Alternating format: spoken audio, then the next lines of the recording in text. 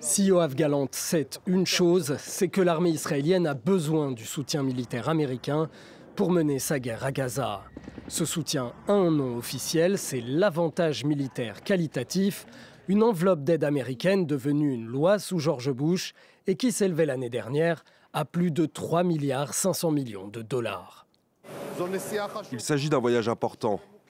Il est principalement axé sur la préservation de l'avantage militaire qualitatif de l'État d'Israël et sur sa capacité à obtenir des systèmes de défense aérienne et des munitions, mais aussi sur les relations avec les États-Unis. Car Yoav Gallant le sait aussi, les relations entre Israël et les États-Unis sont de plus en plus crispées.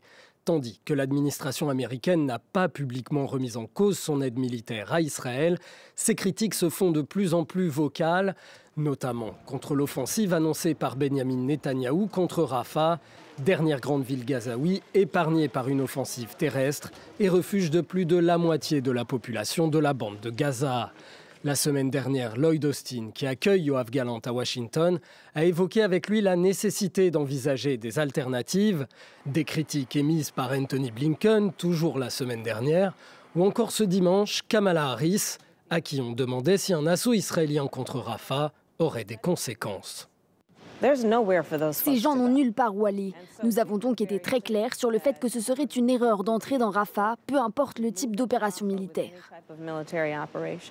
Pour autant, au-delà de Rafah, Yoav Gallant a réaffirmé que le but d'Israël restait de vaincre le Hamas et de réaffirmer la sécurité du pays vis-à-vis de la bande de Gaza, mais aussi du Liban.